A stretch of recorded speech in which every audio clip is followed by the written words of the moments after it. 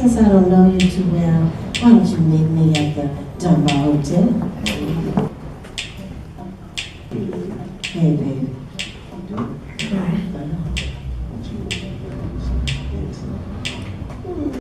I'm Jack Johnson.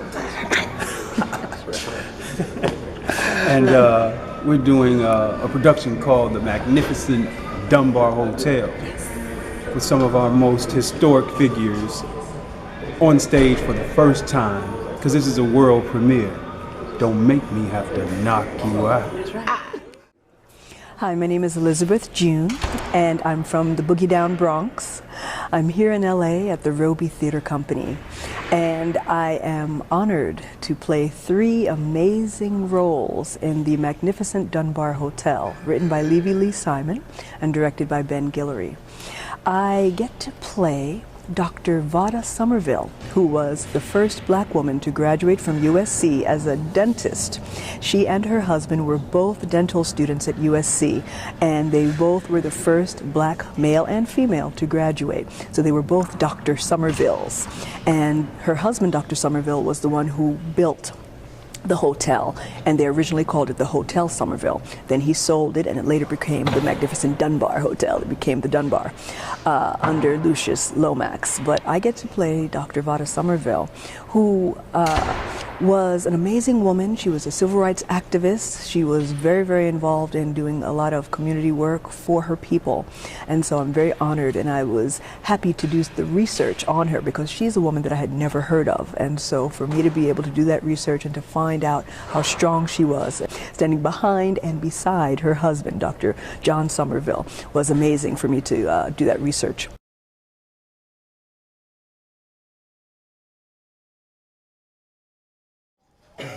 Don't tell me you one of them type of Negroes that put white folks on the pedestals. Please tell me he ain't one of them type of Negroes. My husband is not the type of Negro you find in the newspaper misbehaving all the time. Misbehaving? Why every time people use the word misbehaving, they got to be talking about Negroes? White folks misbehave too, all the time. You appear in the newspaper more for what you've done wrong than for what you've done right. And that is hurtful to the image of the Negro. I don't give a damn about the image of the Negro from the eyes of white folks. Or colored for that matter. I'm Jack Johnson, responsible for myself and to myself, that's it. When I fight and win, Negroes is happy and white folks is mad. And that's good enough for me. What I do after I've been fought is my personal business. Now I also get to play Ethel Waters. Ethel Waters was my mother's favorite movie star, singer, especially in her later years when she started singing with Billy Graham and singing His Eyes on the Sparrow. That was her signature song. But a lot of things that I did not know about Ethel Waters was that she was the first African-American woman to be nominated for an Emmy Award. She was also the second African-American woman to be nominated for an Academy Award for Pinky. So this is a woman who made so many breakthroughs in the entertainment industry as far as her singing, recording so many songs, as far as her acting, performing on stage, starting off when she was younger on vaudeville, and then going on to Broadway, and then of course onto the silver screen. And this is a woman who was in a lot of pain. So it's a challenge playing her only because the one main scene that I have with her in the play, I don't want to give too much away, hopefully by the time you see this you've seen the play, but it's no secret she had a lot of rivalries, and one of the main rivalries she had that's portrayed in this play is the one that she had with Lena Horne. Let me tell you what that heifer did. Oh, hi, heifer! You really like talking about me, don't you? Don't flatter yourself, I wasn't saying nothing good. You know you've got a lot of nerve. We had an agreement. When I am here, you're not. And when you're here, I gave that arrangement a lot of thought, and I said to myself, now why should I have to give in to you all the time? Anything Lena wants, Lena gets. You know MGM is giving this heifer a 7-year deal? 7 years! Didn't think I knew about that, did you, heifer? You call me by my name, or you don't call me at all. If you disappeared, I wouldn't have to call you nothing but gone. So why don't you do that? Be gone. That would make me happy. Well, if you haven't figured it out, I'm not trying to make you happy. I do over 500 performances of Cabin in the Sky on Broadway. And I know they're going to give them my part when they do the movie. I know it. Won't be my fault. Whose fault will it be then? Mine? Maybe you should blame it on Hollywood. Oh, shut up, you! I record stormy weather, record-breaking sales too. But guess who's going to sing it in the movie? Ethel, calm down. Let's pour her another drink. Maybe she done had one too many. Just pour another drink and keep pouring. You know, Ethel, if you were smart, you'd see that I'm on your side. We can fight Hollywood together, but no. All you want to do is fight me, and then take roles that are beneath you, and make all of us look bad.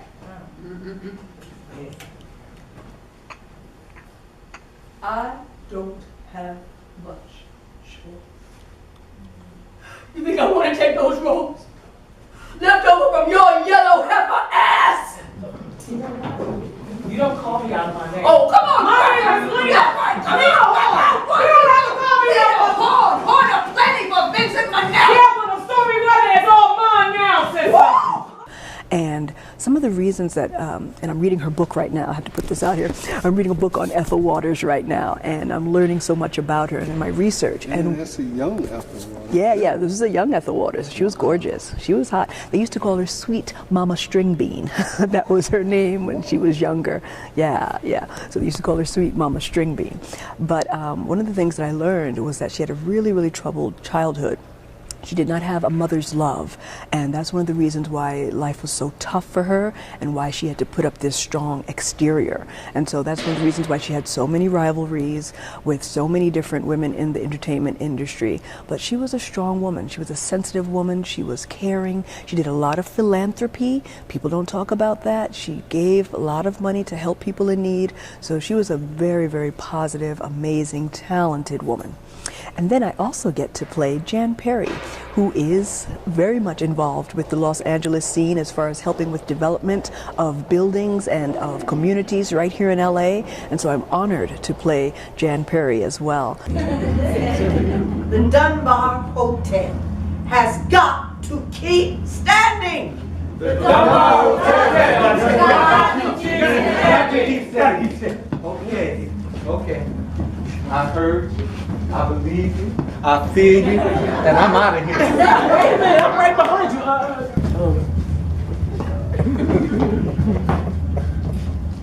The Dunbar Hotel will keep standing. I promise you. It's a challenge to play all three characters and to make each one different, but I do my best to try to make them walk differently, make them talk differently, make them look different. And then also doing the research on these women and bringing real flesh and blood to these characters and knowing that these are people who, for Jan Perry, is still living, and for these other two women, people who lived and breathed and did so much for their community. All three women cared about their people, cared about helping people in need, and so that's kind of like the through line for all three characters. One of the things I love about being an actor, it's kind of legitimized schizophrenia. That's what I call it. Legitimized schizophrenia. So you get to be all these different people. And I was honored that Ben chose me to play all three characters. Each character is very rich as far as their personalities, but the scenes were very short. So I was able to play all three because I'm kind of like in the middle. I'm in the beginning, the middle, and the end, which is great. So it gives me enough chance to kind of like shed off one character and then kind of take on the cloak of another one, which is great. So let's talk about the process. Mm-hmm. Well, the beautiful thing is we opened on November 22nd, and each show is different from the last. Each show we're gelling, we're getting a little closer to where it is we need to be. It's unfortunate, but this is like the kind of the blessing and the curse of theater. You don't really have your best show until it's your last show, until you really understand everything that you're doing. But I have to say, this is an amazing ensemble. Every last one of us care about each other. We're all fans of each other's work. And as far as what our process has been, it's different for each person, but one thing that brings brings us all together is the fact that we really respect and care for each other. We want to make sure that we get our lines just right because we know the next person is depending on us for that next cue. So we're really respectful of that. We really love each other. We have fun together. Many of us hang out together even outside of working here at the Robey. So that helps a lot. And we also know that what we're doing here at the Robey Theater is so important. There is a dearth of roles for black actors. To be honest, there's a dearth of roles for any actors. There are thousands of actors here in LA who are looking for work, and the Robey has provided a safe place for us to come and for us to work on our craft and for us to bring these amazing characters to life. That's another thing. We are learning about the people that we're playing. So I'm not just doing research on my characters, but if I find something online that refers to somebody else's character in the play, I send them a link to it on email or on Facebook. We all kind of like send each other links on each other's stuff whenever we make any discoveries. And it's interesting that Ethel Waters in particular had a wonderful friendship with Jack Johnson, who's also brilliantly being played by Kem, K-E-M, Kem, here at the Robey. And so it's interesting that we see that a lot of our characters were friends, a lot of our characters were people that crisscross, and we find out a lot of information about that. So that's one of the things that the process that has worked for us as far as the research, really looking at these characters and knowing who knew who was friends with who was enemies with who, and then we can kind of come together and we bring that to the table. So it's really exciting. Well, in closing, what would you like to say?